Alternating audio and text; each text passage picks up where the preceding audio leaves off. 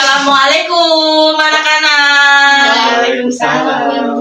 Ya, selamat siang ya. Apa kabar hari ini? Baik. Nah, semoga kita semua sehat ya. Semangat gak nih mau belajar hari ini? Semangat. Nah, hari ini kan kita belajar IPA ya.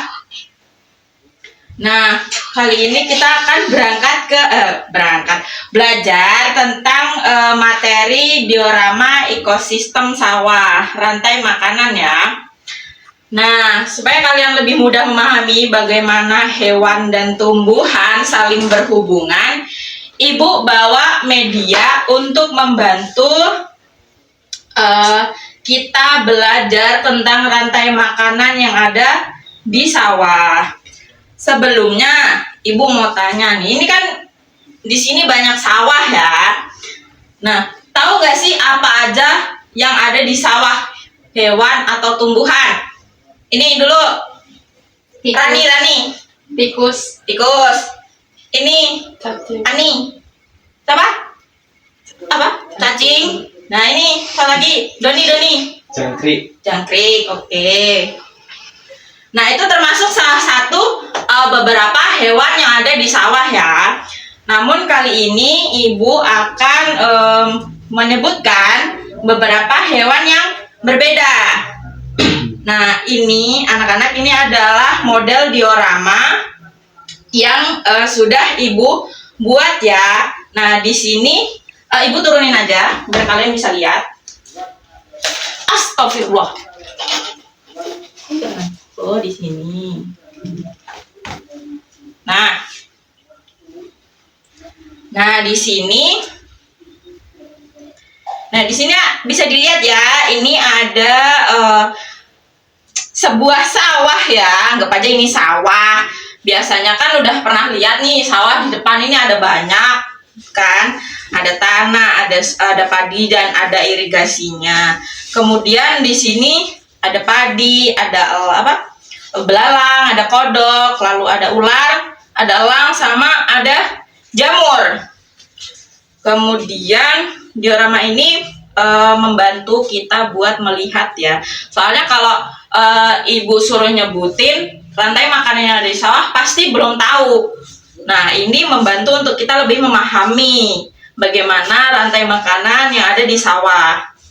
Nah, kemudian Ibu pertama mulai dari padi. Padi itu disebut sebagai produsen ya, karena itu padi bisa membuat makanannya sendiri. Padi memproduksinya melalui fotosintesis.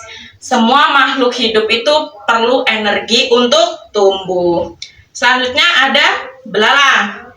Belalang itu sebagai konsumen satu yang memakan padi untuk tumbuh, untuk mendapatkan energi.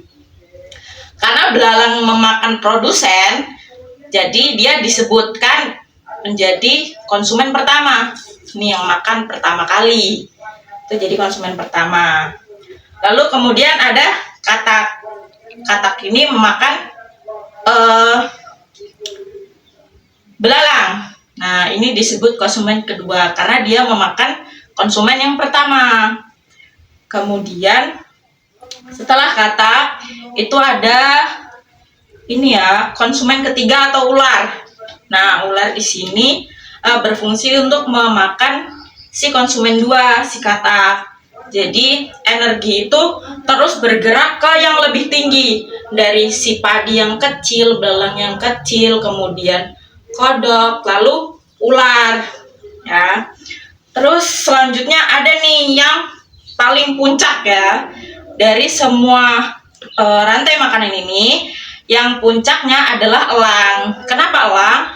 Karena satu-satunya hewan yang berada di rantai makanan yang di puncak itu adalah elang, yaitu puncak konsumen atau predator ya. Nah, di sini ada nih bagian kecil ya. Bagian kecil ini ada jamur. Jamur itu sebagai pengurai. Jamur bekerja menguraikan makhluk hidup yang sudah mati menjadi zat hara.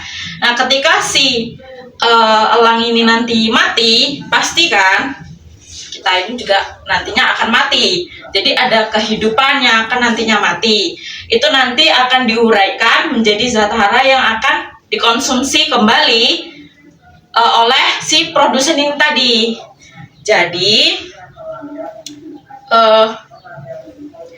Jadi ibu mau tanya nih, tahu nggak kalian kalau salah satu dari rantai makanan ini akan hilang?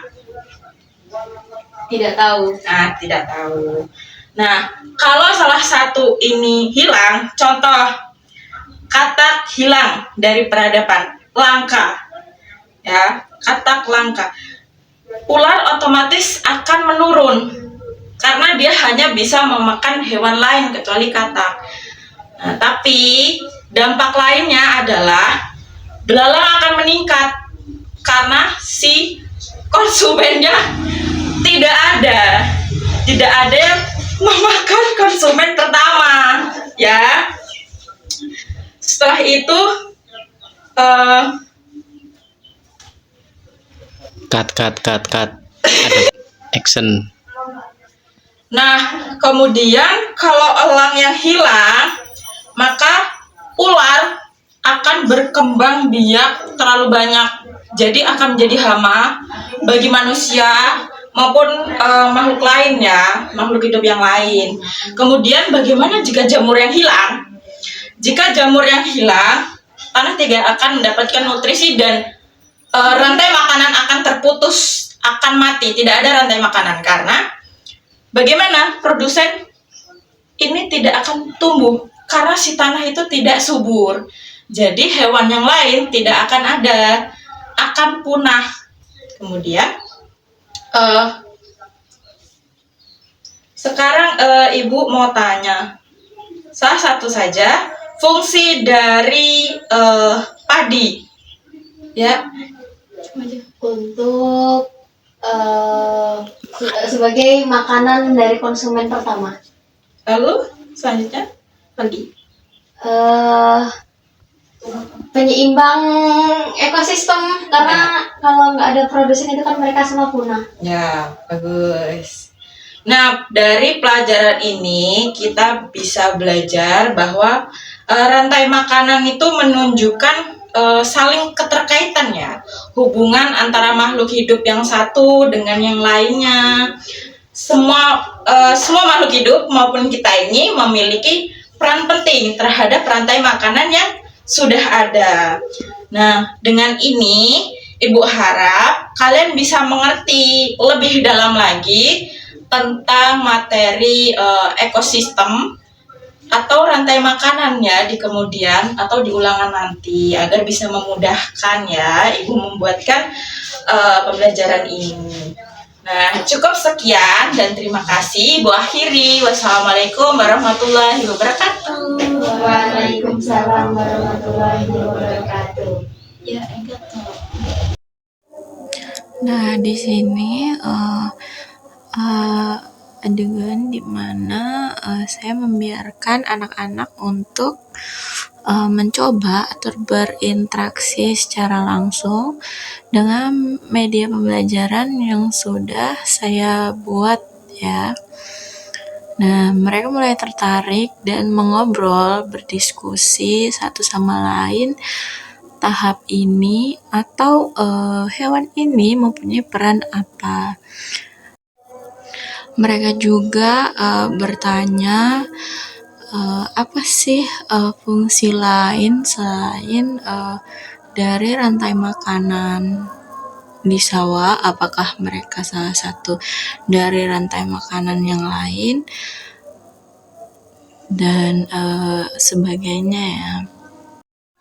Pada saat ini pendekatan melalui media juga saya terapkan kepada anak-anak.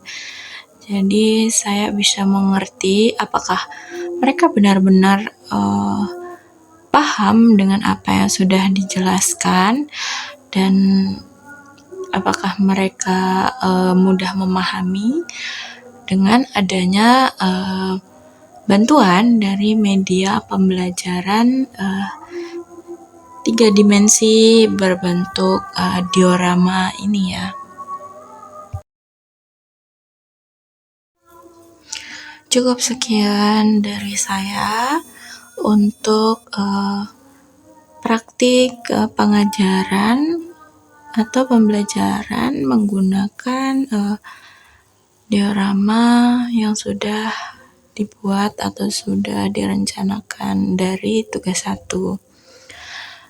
Saya mohon maaf bila ada salah kata. Saya akhiri. Terima kasih.